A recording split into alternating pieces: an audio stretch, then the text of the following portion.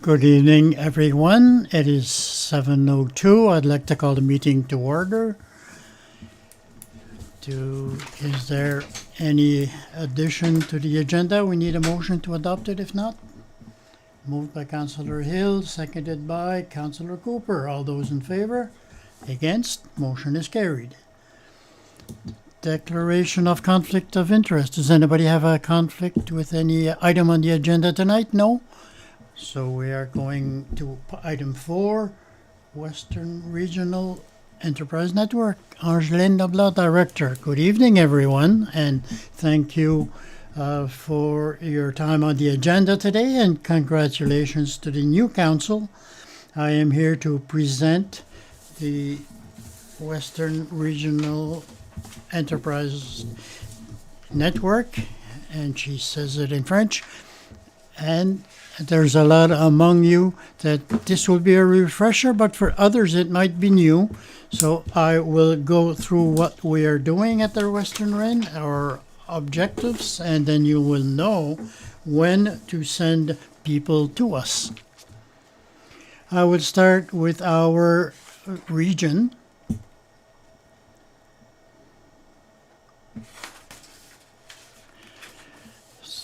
So we are doing economic development and enterprise development. Our territory is from Digby to Barrington, so we have 5 municipalities and 2 towns in our territory. So the population, the complete, is just below 50,000, and it is increasing, which is good news. And we have been in operation for 10 years. This is our 10th anniversary this year. I will make my presentation bilingual, and you will see that it might be in English in certain places. So I find that it is important to talk about our values at the Western REN. It reflects the region's core values that are people that are here, and that's when we develop our activities, it's through these values that we are looking. So first of all, we have are here, the skills that they bring, and the experience that they have. And that includes the newcomers who are coming to our region as well. Secondly, diversity, which is crucial to our sustainability. And diversity, it can be economic diversity, but also I mentioned newcomers coming to the region as well, who bring new perspective. Partnerships are the key to success. That's really the basis of all the work that we do, is working with the partners in the region. And that the people in Western Nova Scotia value the rural and small town lifestyle. I think that's important to all of us. I don't think any of us would disagree. We could be in Halifax, in Montreal, in Toronto, but we're not. We choose to be here, and that's important to us. Natural resources are the backbone of Western Nova Scotia. So when you look at the fisheries, forestry, it's a large part of our economic base, historically and today and moving forward as well. And we also believe that creativity drives entrepreneurship and innovation. And I think that being in an Acadian community, it's really important to highlight the creativity that happens, I think, just culturally in our communities. So you'll see that reflected in the work that we do. So I mentioned that we've been around for 10 years. We've had a consistent focus since the beginning. We're about to launch into our next 5-year strategy. So if you have an opportunity to be engaged in that process, please take part in that opportunity. And your LOC committee member, which is you, Yvon, you'll be able to participate directly in that process. And you probably have an alternate. I think my alternate is Ray and Cooper now. Yeah. So a few things that are really important to highlight is when we're looking quand on regarde au développement économique dans when we are looking at economic development for the whole area, there are obstacles to that development, and it is important to note. So in our strategy, you will see that there is a focus on these obstacles and how we can address them. So first of all, the communications infrastructure, when we are looking at the services of internet, it is something that we really leaned on in the last years. And we had a partnership with several municipalities of the region, with Digby, Yarmouth, and Argyll on their project, which was with Bell. And now we are looking at the cellular service. So we launched several surveys last year and the year before, and we are in communication regularly with the province on the initiatives of improvements. So this is a priority. And the demographic profile of the area, you know that we have a population which is aging. There is no doubt that that will have an impact on region. So that's why we have a focus on first uncovering all the opportunities that we have in our local workforce, but we also look at other opportunities as well, such as bringing in newcomers. So those are some challenges, some barriers that we have. It doesn't mean that we can't overcome them, but it means that we have to really have serious consideration of those before we have the business climate to really properly do economic development. So our strategic focus at the REN is increasing investment in both private and public sectors and addressing those talent needs. Alors, c'est ça notre raison. So that's our reason to exist. I will go in the three themes. These are three strategic themes. First of all, increase investments in the private sector, and we can see the PMEs as the heartbeat of our region. The small entrepreneurs make the economy work from one area all throughout our region, first of all, and it is them that create jobs. There's no doubt that it's not us who create jobs. We're just working on the business climate, so to be sure that the businesses can create those jobs. An expansion program. That one is our cornerstone program. It's a navigational program that we have for businesses. So we help point them in the right direction to find the resources that they need in order to grow, to further invest, and oftentimes it's to overcome barriers that they might have. So anything from workforce needs to looking at resources for expanding, investing in new equipment. So there we work very closely with all of our partners in economic development, including ACOA, Invest Nova Scotia, CBDCs, Conseil de Développement Économique, and also the ones who work in labor force as well. So Nova Scotia Works, for example. Next, we have our business transition program. We used to call it our succession program, but that's the one that focuses on helping business owners transition their business. So either sell the business to an outside party, to a group of employees, or it could be a family succession as well. So we have some funding through a project that we have with ACOA. We have some of our own dollars in there as well. And we help them find the resources they need to undertake that planning and go through the process. So it depends on where they're at in the process. Sometimes they're at the earlier stages, and we can help them do anything from have a valuation done for the business to find some markets and some channels to be able to promote the sale of that business. And I really find that more and more, there was a time when businesses were really hesitant to even say that they were for sale, but more and more I think there's more transparency around that, and that business owners realize that if you want to sell a business, you really have to tell people that it's for sale. Sometimes there are definitely confidentiality, continuity issues with the business. In some cases, that's not appropriate, but in a lot of times it is. So that's another one of our focuses. and our continuous improvement program. So that one helps businesses improve efficiency by eliminating waste. So when we say waste, it can be actual waste with the materials that they're using, or it could be waste in the amount of hours that it takes. For example, the HR, the time that it takes to undergo a process. So we help them identify the waste and then eliminate that. So streamline the process. It really does have a bottom line impact on the business. But another big benefit that's even more important is the fact that it helps with retention of employees, because the process does involve the employees. So the workers in the business, there's nobody who knows better how the processes work than the actual employees. So by engaging them to identify what the solutions are, that helps in the reduction of waste. So that one's been a very successful program that we've been operating for a number of years now.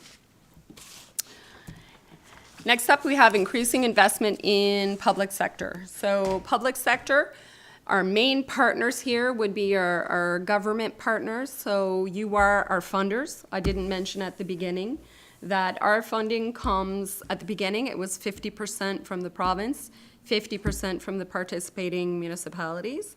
But you have increased funding over the years incrementally, so cost of living increases, while the province, it's remained stagnant now for 10 years. So we continue to advocate auprès de la province pour augmenter ce... Working towards the province to increase this amount. First of all, we have our baseline energy usage study. Regional projects when it comes to energy usage. And I didn't mention when I was talking about some of the barriers that we have around our infrastructure, but we have a 69 kilovolt line in the grid in our region, which would be the lowest voltage in the province. So that is an issue, and it means that capacity is finite. So there's still room for a little bit of growth, but sometimes it may close the door on certain opportunities. So that's something that we've been actively working on for a number of years. Next one, access to reliable internet. I've talked about that one, and cell service. Why Western Nova Scotia is the value proposition for the region. So we talk about our primary sectors, we talk about fisheries, we talk about forestry, and we also talk about the possibilities around renewable energy. So in our region, it's a small region, or in a concentrated area, we have wind, we have solar, and we have tidal. So those three things all in one small area, that's a huge advantage. So there's a lot of room to continue building on that competitive advantage. And then our fun one is you have to have one fun one, get sidetracked. So that's developing the 200 plus kilometers, the rails to trails from one end of the region to the other. So from the Bear River to the Clyde River. So we received some money from the Department of Economic Development to, the main purpose of the program is to get local ATV traffic, ATV bikers, equestrian usage, but to get people off the trail and into local businesses primarily, or get local business thinking about how to kind of plug into the trail, alongside the trail. And we also have some funds there to create a few interesting rest stops along the way. So that one is in development right now. Next up, addressing talent needs. So we have a connector program that really is a networking program to help newcomers to the region can build a network. And it works really well here because we're a region that it's always easier when somebody who knows you in a side conversation can say, oh yeah, I met her the other day, and they have a really interesting skill set. So that program helps build that network so people can find employment in their field. We are planning regionally for immigration and population growth. So we have a population growth plan for the region that we are about to launch hopefully it'll be November. If not November, it'll be early December. And then we also work on making it easier to hire skilled international talent. So we focus to help employers determine where the best pathways are, the best programs to hire international talent, and be aware of some of the pitfalls that comes with that as well. So how to proceed cautiously around that piece.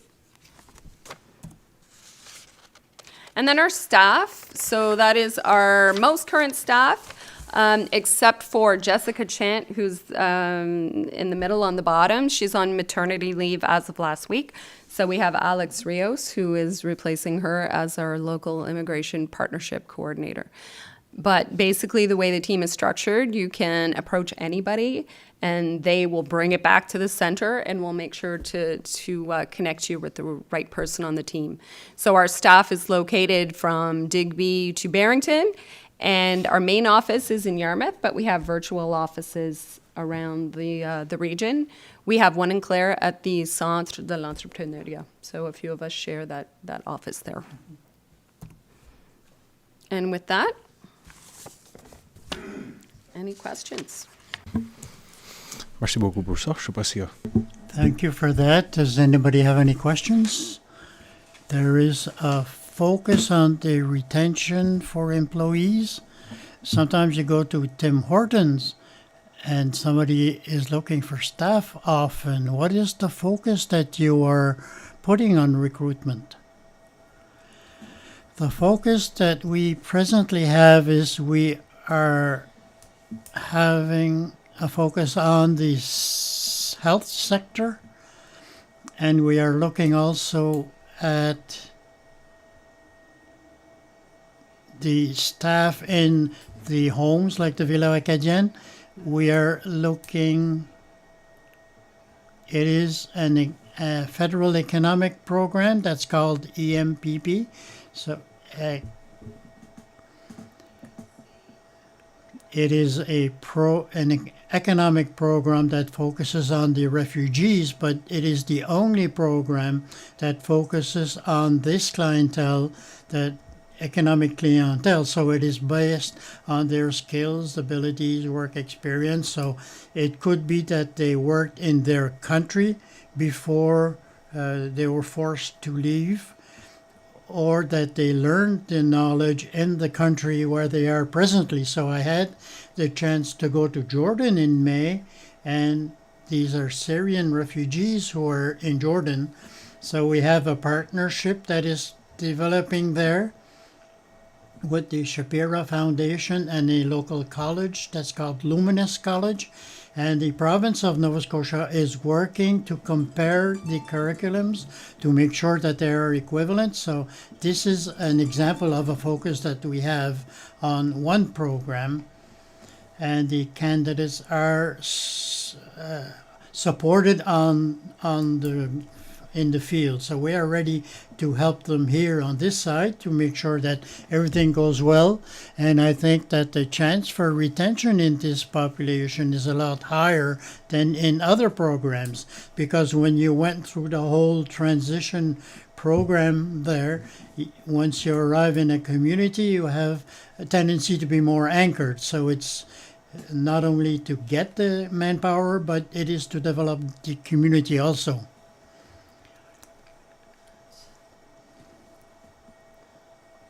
So it's a good chance to become permanent residents. So it works in their favor. Yes, that comes with a permanent residence. So they start to work as soon as they arrive in Canada, and they have the permanent residency. So any more questions or comments? You spoke earlier about renewable energy and the size of the grid that Nova Scotia Power has at this end. So is this a challenge for renewable energy? Is there enough power on the grid? We have been in discussion with Nova Scotia Power for a few years, and we were told that there is room if we wanted to open 10 fish plants, for example. We could do that. But when it comes more difficult is when we would be looking at something more large scale. Probably not, but that's an obstacle, and it is something, as I say, we are in discussion with Nova Scotia Power. But will there be any investments, and large-scale investments in our area? There is no indication that this will happen soon, but one of our strategies is to diminish the load that is on the grid presently. So that's to encourage programs like putting heat pumps, efficiency programs. We are trying to encourage that, and it is at the residential level. If everybody could adopt that, you would see more reduction in the area. So for now, that's the strategy, but it doesn't mean that the conversations are not taking place in the background. It is important to always ask these questions and to have these check-ins with Nova Scotia Power to see what their priorities are. About renewable energy, if you produce energy quite a bit, can the grid take it? Or if it is only for small projects that they can accept? A certain amount, as I indicated, if there were like the example, like 10 fish plants as new plants, it could take that, but more than that, it would. You mean to put some power in the grid? Yes.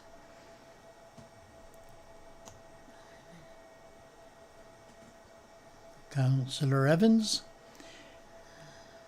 And retention, I think it's good that you are working to have more people in our area, the new arrivals, but do you still work on the retention of the people who are already in our regions? We always see some younger people going away.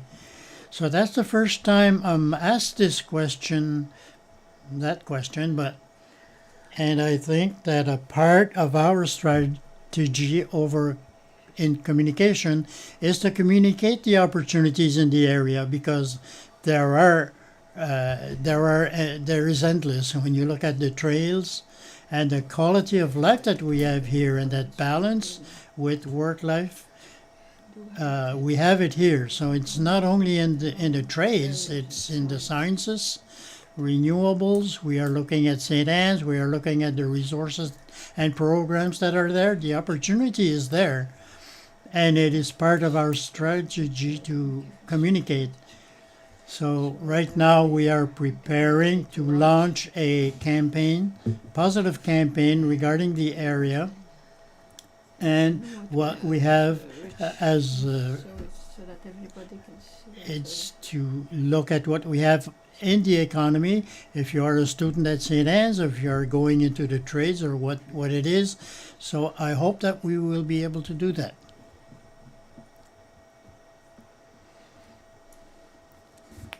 Was in a conversation with the province about improved cell service in the area. Are you making any headway on that? I would say yes. We're not as involved with the cell service file as we were with the internet file, but the province did make some announcements, and I brought the press release that came out just to make sure that I had the figures straight. But they had announced in last year, I think it was October 2023, an investment of 18.6 million. And then that one was, the initial one was 47.3 million to start the Cellular for Nova Scotia program. And then this summer, on July 31st, they announced an additional investment of 8.6 million in the same program. So they're planning to add 27 new provincially owned towers in unserved areas, and that was in addition to the first 4 that were announced. So it's a phased approach from the province's perspective. We're not playing a role other than following the file and just kind of keeping abreast of it and making sure that it's on everybody's radar as appropriate. We really wanted to represent the needs of the business community. But the other part of that is that I think there is a, I'm going to stop, I'm going to rephrase that. Satellite technology is advancing so rapidly that that's going to be part of the solution as well. So I think between this investment and then satellite technology, we're going to see some improvements. Yeah. Anyone else with questions or comments? Mr. DeVoe? Again, on the cell phones or the towers, do you know yourselves where they are working at? Will it come at this end? There are 2 in our region, and I can check and send the information to Stefan and to tell you where the towers are, unless you know, Stefan. I did not have any information on the provincial program, and I have not had communications for a while with them, so your information is more up to date. So I will follow up with this, and I can send you the information after. Do you have any more questions or comments? Thank you for the presentation. Thank you very much. This brings us to number 5, adoption of the minutes. We have 5.1 on the 23rd of October. We had a swearing in ceremony. Are there errors or omissions on this one? If not, is there somebody who wants to propose? Proposed by Councillor DeVoe and seconded by Conseiller Como. All those in favour? Against? Motion carried. 5.2, 23rd of October, a regular council meeting. Are there any errors in this one? Proposed by Councillor Hill and seconded by Conseiller Cooper. All those in favour? Against? Motion carried. 3.3, November 6th, a council and committee meeting. Are there any errors in this one? No? Somebody want to propose? Governance by Councillor Evans and seconded by Conseiller Como. All those in favour? Against? Motion carried. Number 6, business arising from previous meetings. We don't have anything there. We have the warden's report. On September 21st, I went to a meeting of the governor's meeting at the University of Saint-Anne. On October 4th, I went to a meeting with the representatives of the RCMP to discuss the results of the analysis that were done regarding personnel at the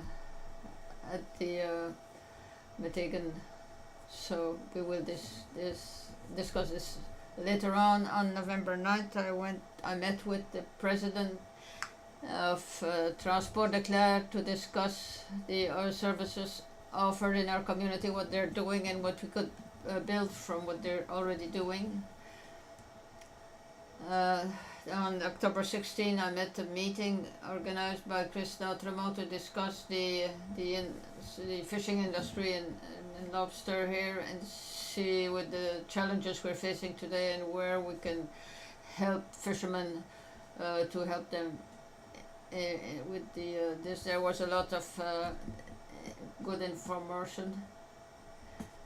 So it was giving us an overview of the problems. On the 18th of November, I went to a press conference to what the provincial financing to how to the boardwalk at Billybo's Cove. So that was it's good news because they're rebuilding the bridges. The 21st of October, I went to a ceremony in Halifax to commemorate the recipients of the bravery. One of our councillors had a medal. I think Councillor Cooper mentioned this at the last meeting. On November 16th, I went to a meeting of the governors at St. Anne's University, and on 20th of November, I went to a meeting at the Emergency Management Group to discuss the analysis that's being held now with our fire fire initiative and see where we are at and how we can go ahead with the needs of the firemen. Are there any questions or comments on this report? If not, which brings us to number 8, official statements from members of council. Does anybody have Councillor DeVoe, thank you. In 1953, the Royal Canadian Guards was founded, military too, which was part of our military. In 1970, the name the guards were removed and they changed that to the Royal Canadian Regiment, which was the group that I was part of. I was an RCR when I was in the service. They then took the Canadian Guards and made an association, which is the Royal Canadian Guard Association. Each region had their own division, so they made the Atlantic branch of this Canadian Guard Association. Every year they have a meeting, and the meeting is held at different areas in Canada. One of our friends from Clare, Elaine Leblanc, from Concession. In 2023, that's why I'm a bit late. I'm reason I'm late. I just learned this news last week. I didn't know this had happened. So she took alone. She organized Atlantic branch. They're meeting for the Atlantic branch.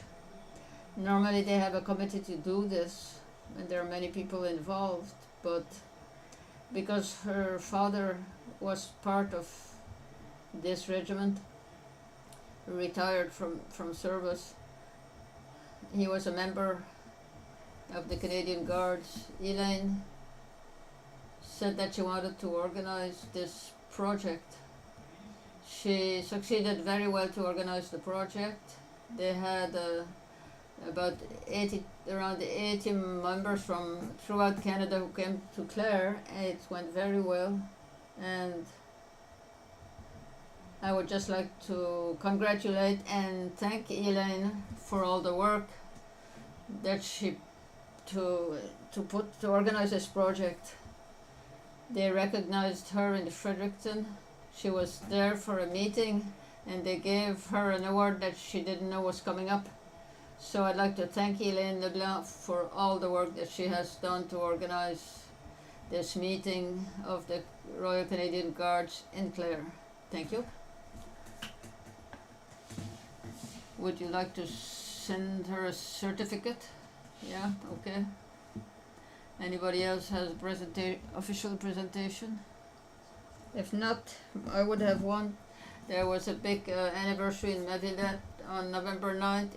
Janine and Emery had the 50th anniversary. I don't know who's the toughest in the two. If you like, I would like to send them a certificate for their 50th wedding anniversary. All those in favor, thank you.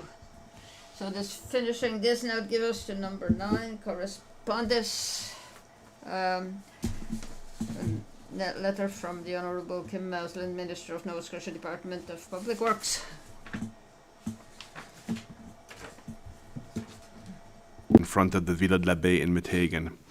Highway safety is a priority for the Government of Nova Scotia, and we continuously evaluate roads for potential improvements.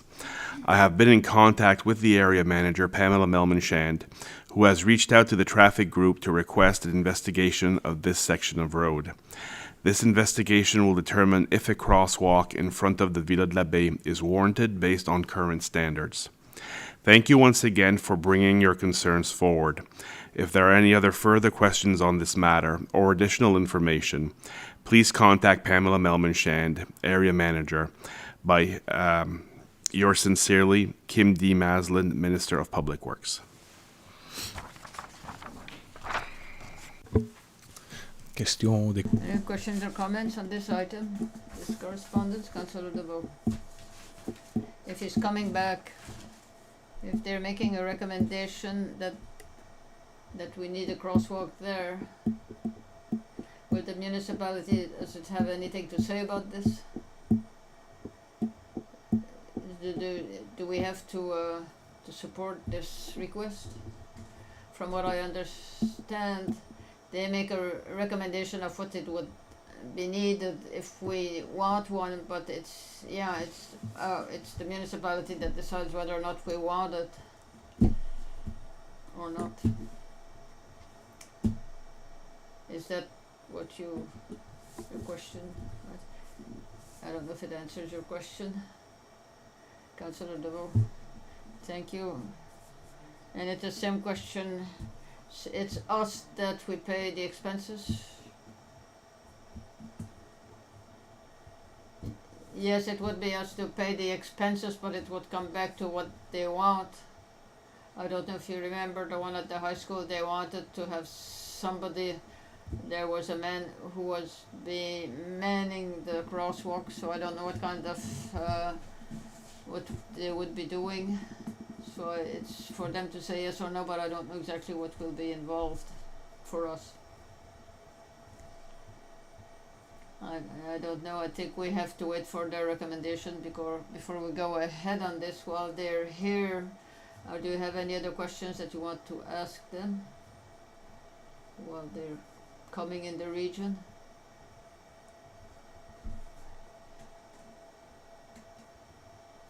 On that point, on item 12.6, this is the discussion we're gonna have with Jose Como to discuss this. I have not seen this. Thank you very much. So, this being said, if there are any more questions, we go on 9.2. Ronald Poulin, the Grand Knights of Columbus. This is a letter that was sent to the Department of Public Works and On the PF Como Road in Comoville. It is active in its services to the community and is often used by many groups ranging from young dancers to seniors to various activities and events. We are very concerned about the deteriorating condition of the road leading to the building, which may lead to dangerous road situations. The road leads also to the Clare Golf and Country to the local golf course and a busy physiotherapy clinic, all of which are used by seniors and not so attentive drivers. A section of the road has ever deepening ruts and breaks in the pavement, which is a problem that will only get worse this coming winter. We understand that a permanent solution is difficult. However, in the past, you have carried out repairs which have improved the situation, but only for a short time. Please find a way to raise the roadway and make it safe for everyone in a permanent manner.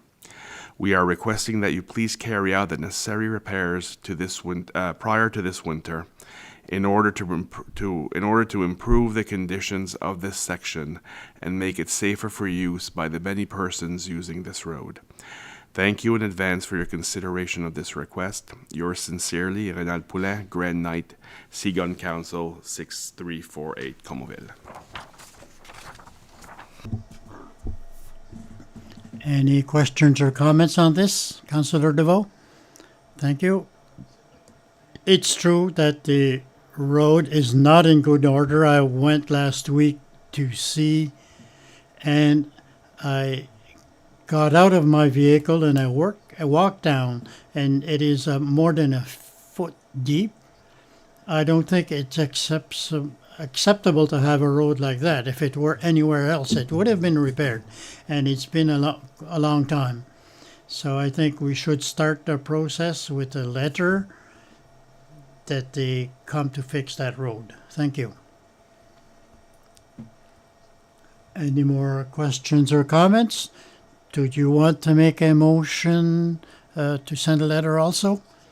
Yes, if we need a motion, I'll make the motion that we send a letter to start the work.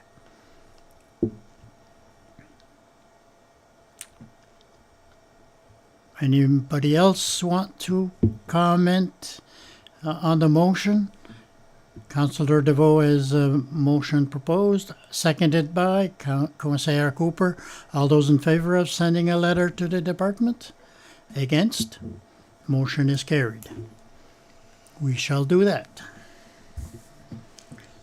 If there is nothing else on this item, we are up to item 10, the Chief Officer's Report. Thank you. As usual, just an overview of a few of our projects and that we have on the go. The Clare Health Center, we are continuing our efforts for the extension, and the focus is more on the main floor where the doctor's offices are. The most of the major items that remain is to finish work on the elevator and windows, the electrical fixtures, as well as the inspection from Nova Scotia Power. We hope that everything should be finished by the end of November next week. So we still have some sign off on a few deficiencies that were identified by the architects and engineers. They will be addressed and finalized at the end of November, if not the 1st of December. Just to be clear, when I talk about deficiencies, it's not something that was not well made, but it's just certain works that remain to be done before the architect can say that it is acceptable. The exterior of the building with the extension of the this parking in front of the building should be finished also in the same time frame next week or the first week in December. The cleaning of the site is scheduled for December 8th. And from there, we will be able to open the floor to the staff and to the doctors and to the public the week of December 15th. This is what is planned. We had problems in the past with some deadlines that we gave, but now we are mostly we are micromanaging the process, and the people are involved that this is a priority that has to be done, and they need to respect these schedules, the timetables that were given. So we hope that the main floor will be open to the public on December 15th. From there, we will put our efforts on the bottom floor, not the basement. This is that part of the construction is less complicated. I don't have any deadlines for that. We can concentrate on the main floor to start. The sidewalk in Meteghan is going well forward. We lost a week last week because of the wind and rain that we had. We thought that the new curb would be poured on November 12th. That's the date that we were given by Dexter. But because of the temperature, it was pushed to November 20th, and I think they were there today. So once the curb is done, the framing for the new sidewalk will start, and we will be in a position to pour the cement before the end of November, early December at the latest. Once the curbing is made, it's done now, but it will go forward rather quickly for the sidewalk. There are still a few problems or deficiencies that were identified with the work so far. Not much, just a few minor things, but they are being looked at as we go with the owners of the homes.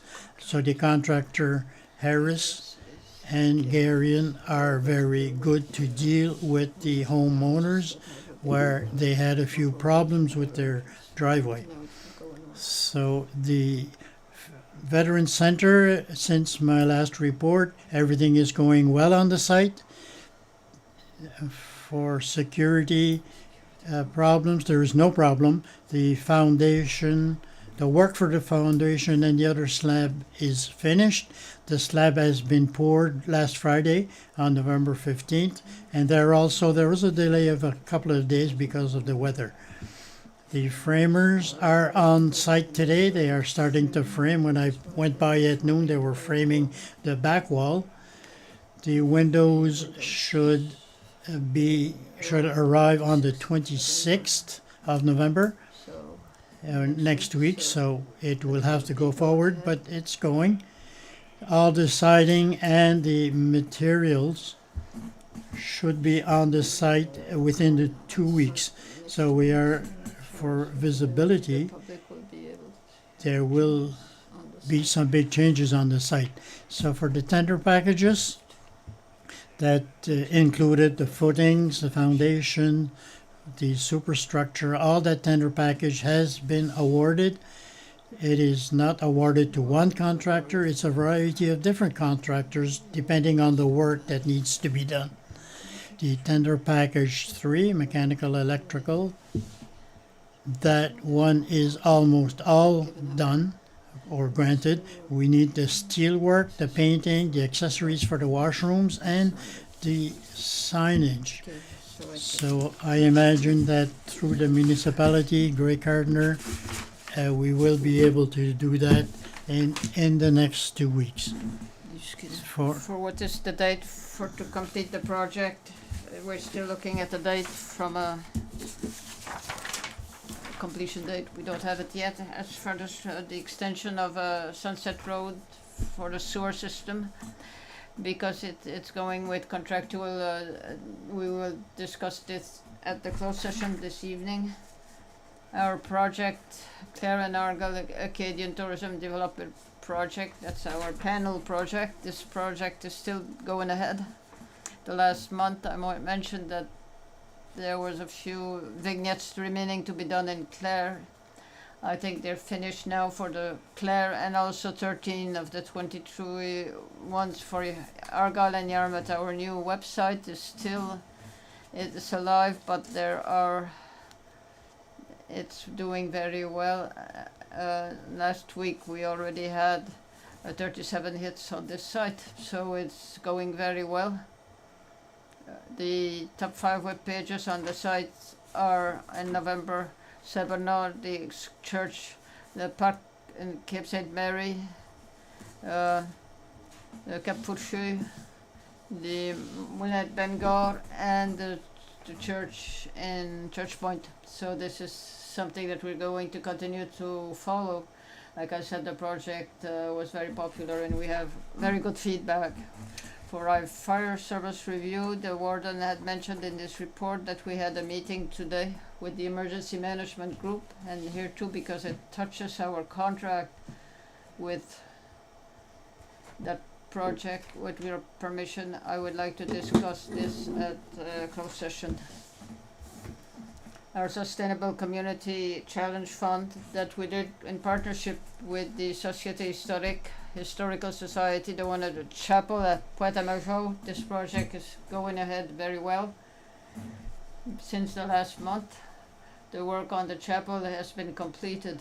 As far as the deck and the ramp that goes to the chapel and the fence around has been done, also the drainage. The site has been raised and all the head stump have been put back in now in the stone. It no longer a wooden cross, and what we're working now, there is a metal item that is still being worked on. It will be installed in the coming weeks. So we put some white cloth for this winter, but we also ordered some plants that will be planted in spring, because it is a protected area. Everything we put as plant-wise, it has to be something that is local to the area, and it has to be approved by DNR. We had their approval, so that is ready. We just have to wait till spring to do this. For our land use bylaw and the municipal planning strategy, the work is going ahead. We are a bit behind, but essentially the what they are has gone. We're going through the internal review with Stantec. I have received a copy yesterday of the draft and the process that Stantec recommends, and what I have the local staff is to revise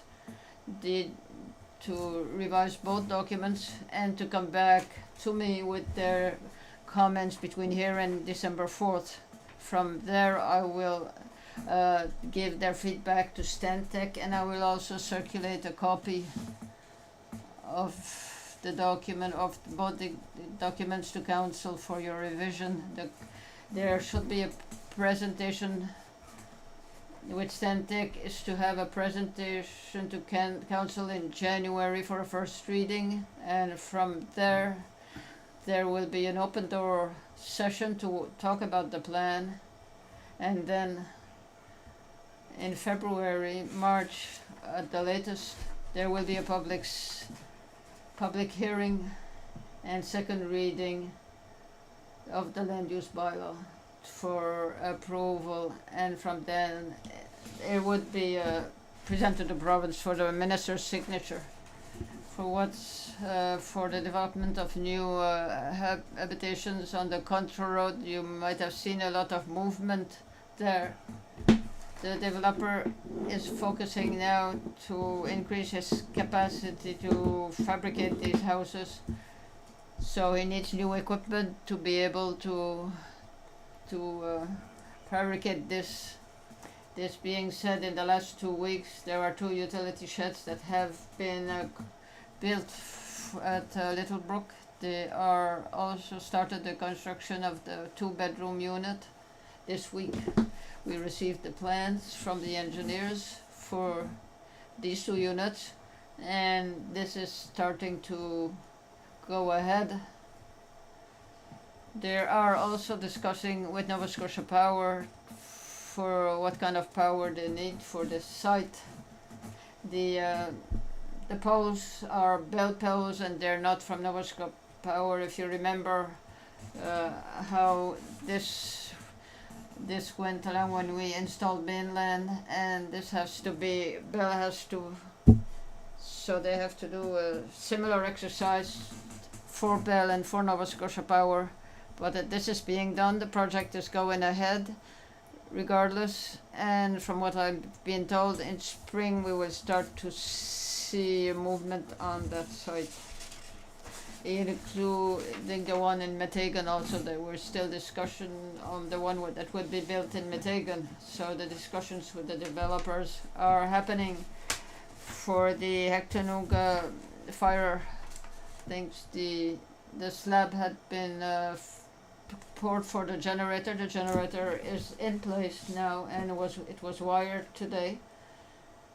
And the only thing missing is the propane tank, which should be installed either this week or the beginning of next week. This is information for council. We had an information session for people with the tourism people involved on the 13th of November here with Tourism Nova Scotia. It was a session that was it was entitled Projects, Programs and Partnerships. There were 20 participants from private and much of the discussion was focused on what's new that's coming up in 2025 and what can we do. And during all that the session, the theme that kept coming up is what can we do, because the success of the CMA, what can we do to continue the success of the CMA as a community and as people working on the tourism sector. Something that was mentioned is the Acadian Festival. It will be the 70th anniversary this week, and talking with Danielle, they have big plans. They didn't tell me what, they just said it was be bigger and the festival would last a bit longer. So he said, this is just for your information. We're also with Tourism Nova Scotia talking about a second session that we hope to launch in winter of 2025 after the holidays, so we can concentrate on the packaging and how we're gonna package the experiences for offered to visitors in our area. For our capital investment plan, I mentioned to you at the last month's meeting that we had not yet a date to submit our plan. The reason this is delayed this year is because the federal provincial had not been signed at the right time to allow our work to be done. So this has been done now, and talking with the department last week, they told me that the date is now fixed to December 19th. So my plan is now we now have access to the template to present this plan. So I will try to submit this to you at the meeting of December 4th, hoping that I can get your approval on the 18th meeting. Finally, financial, as October 31st, 2024, the municipality recorded 11,844,257 in revenues versus 9,230,476 in expenses, for a surplus of 2,613,781. As of October 21st, also the municipality had a balance of 4,624,915 in its operating fund, 532,554 in its capital fund, and a total reserve balance of 3,536,104. The total reserve balance, our credit line for the expansion of the medical center, and on the 31st of October the balance was 5,091,417. Specifically on the credit, you remember that we had passed a motion to apply to the province for a debenture of 7 million because the credit line for this project was intermediate, so we can only have access to this when the project is finished. This being said, all the documentation regarding this debenture has been finalized. We submitted it and it was accepted by the province, and we should be receiving this $7 million next week. What is good for this, but these debentures are not negotiated just for Clare, but it's done for all the municipalities in the province. So the interests are really good. It's to our advantage to flush out the credit line. So we have a good line of credit, and we will use that debenture to make annual payments starting next year. So that is my report. I don't know if you have any questions. Thank you for this nice report, Councillor Comeau. A question for the health center for the parking. I was asked by some individuals, will there be an extension to the parking lot? Not in the rear, but in front, the front of the building. It will, now you are parked and you are in line with the front of the building. If I remember correctly, there will be 6 or 8 places more, but there will be perpendicular to the building, but they will be there. So that should be finished in a couple of weeks. Harris was already on the excavating, was on the site. So they had the contract. They were already a sub-trade for the medical center construction. So they were asked to do that extension. And what was proposed that they could do with the space that we had, I think it is 6 or 8 parking spots more. It will certainly help. Any questions or comments on Mr. Sears' report? No? If not, we will go on to item 11, the committee reports, building permits.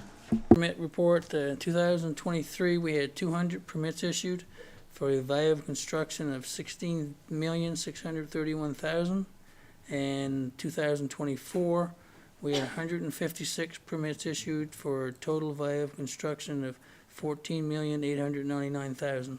It seems like 2024 is starting to finally catch up to 23 because we were way behind most of the year, so this is good. Question comment? Questions or comments on that report? No?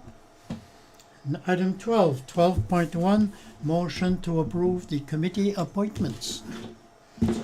Now that the sermontation, now that the swearing in was done, we need to approve the nominations to the committee. We asked you what your preferences were. The warden and myself, we put in place a list that we presented to you last week. There were a few revisions to that list, not much, but we incorporated them in the list that you have here tonight. So if you agree, we would need a motion to approve the nominations to the committees as presented. We are starting to have questions from different groups to see what municipal representative would sit on their committee. So if you are comfortable with what we are presenting tonight, please make a motion so that I can tell them. So it's time that we all go to work now.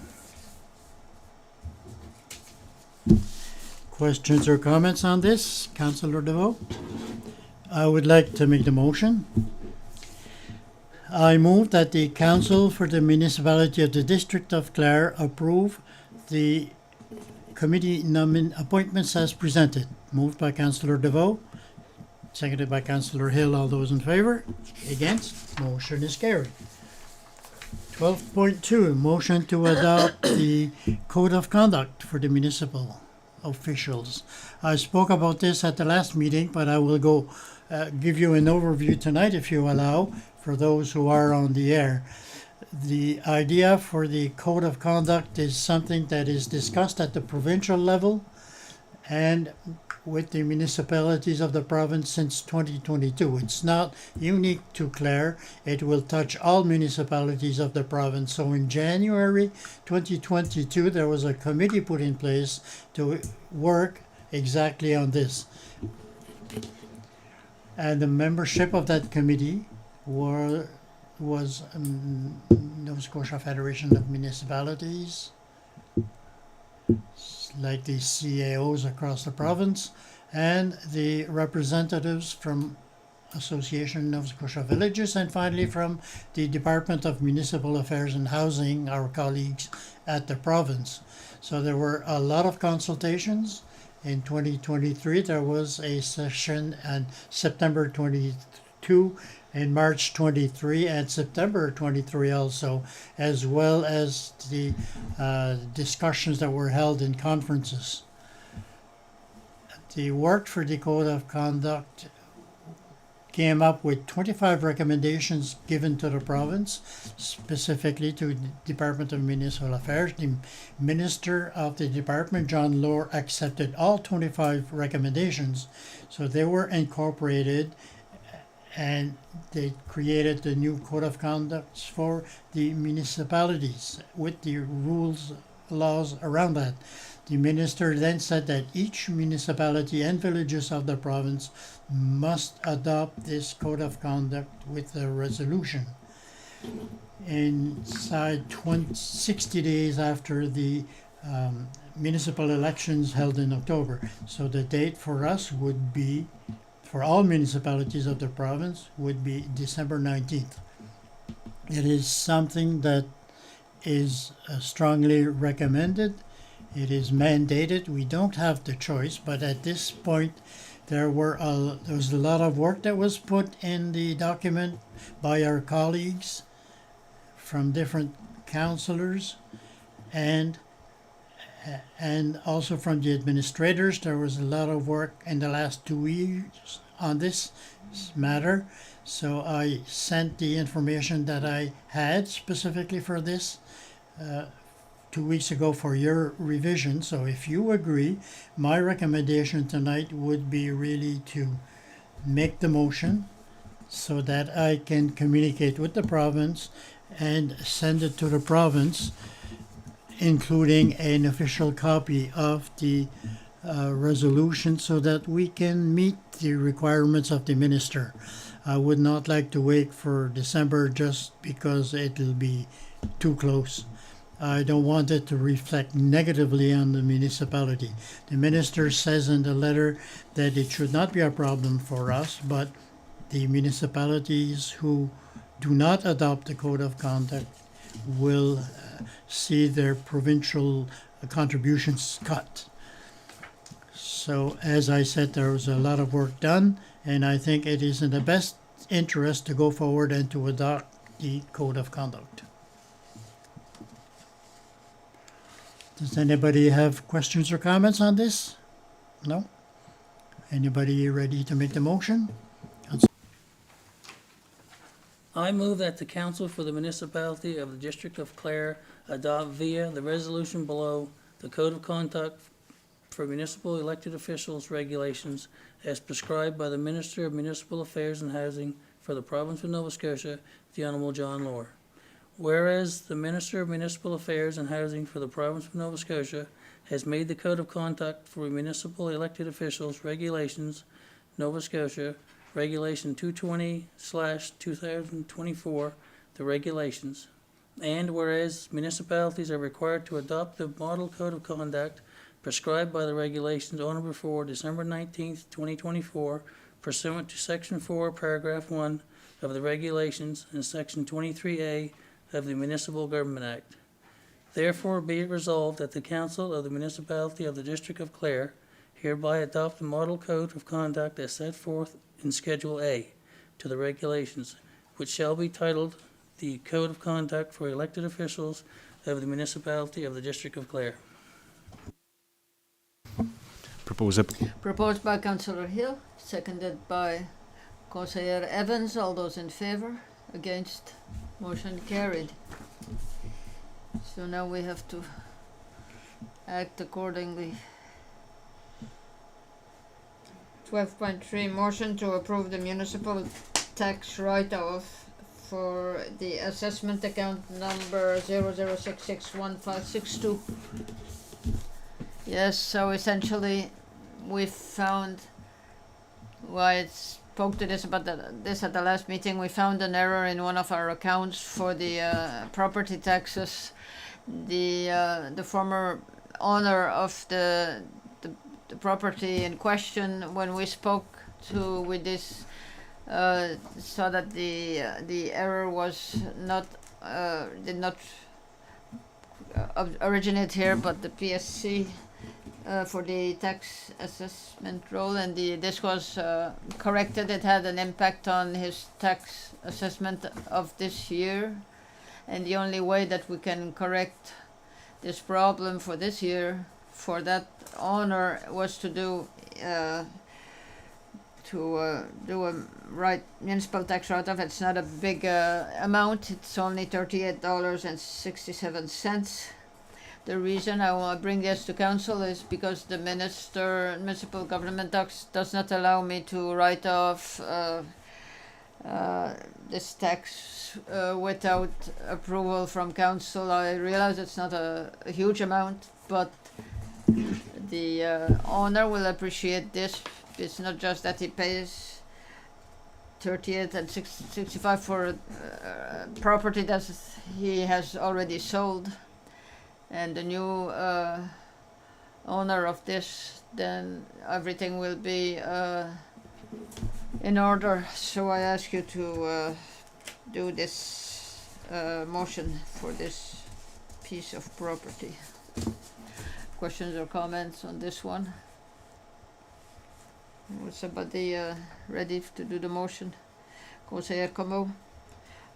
I move that the Council for the Municipality of the District of Clare write off $38.67 in municipal property taxes for assessment account number 0066111562.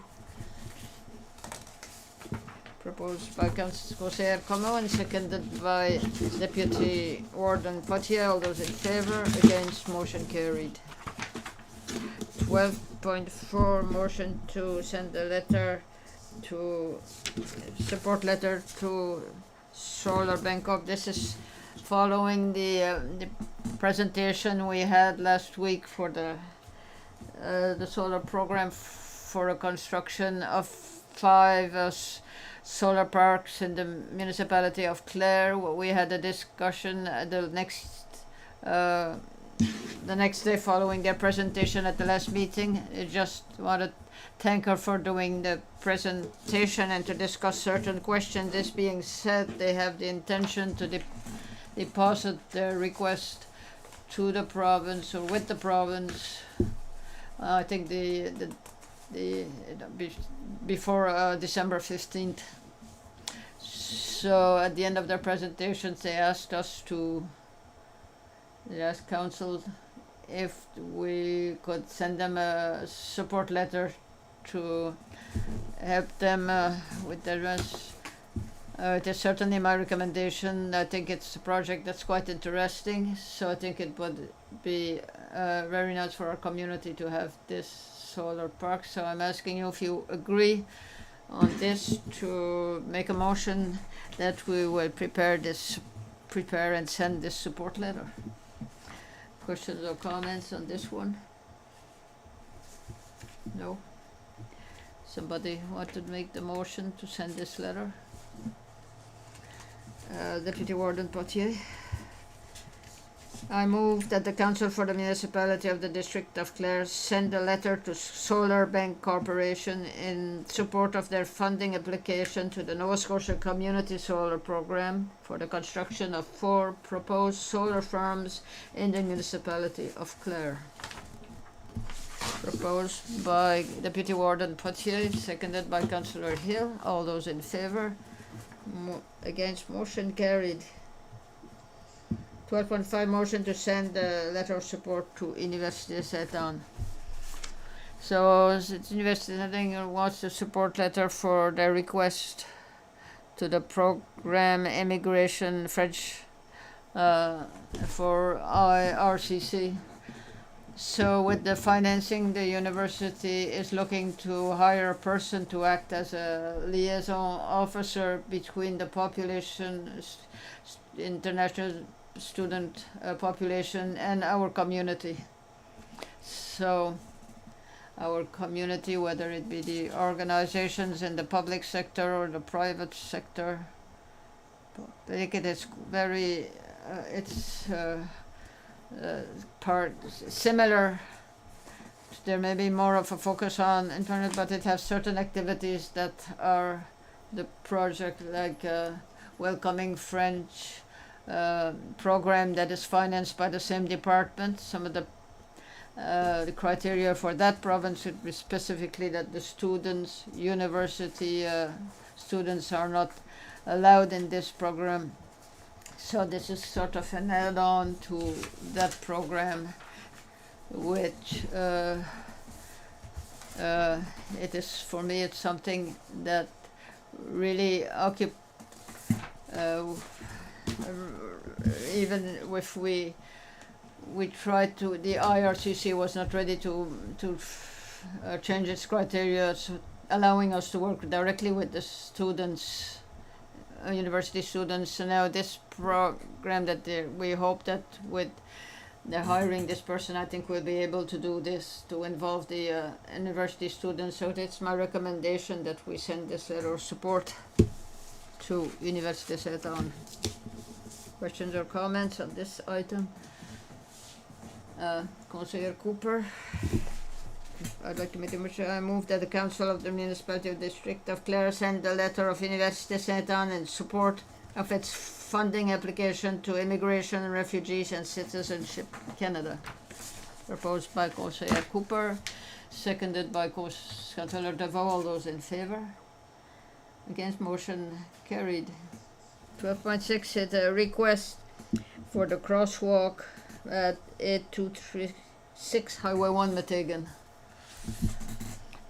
I had a request when I'm an individual in the municipality, to have this crosswalk in Meteghan between Home Hardware and Tim Hortons. The concern is that he has to work to cross the road to bring his kids to take their school bus. He asked what we could do. Maybe there would be an investigation done for the crosswalk in front of the villa. So maybe at the same time they could do the same investigation for what this parent is recommending. I'd be ready to make the motion if you want.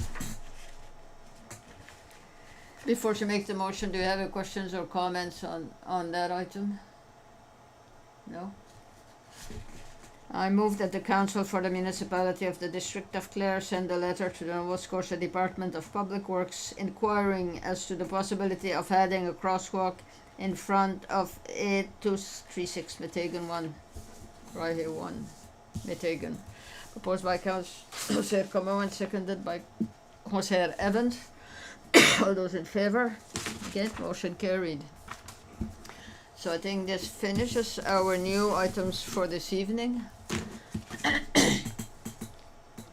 I know we do it once in a while, but because we have a new councillors, maybe it would be a good time to remind people why when we make our motions to I can go all our motions that are in the new business is all something that we had on our agenda.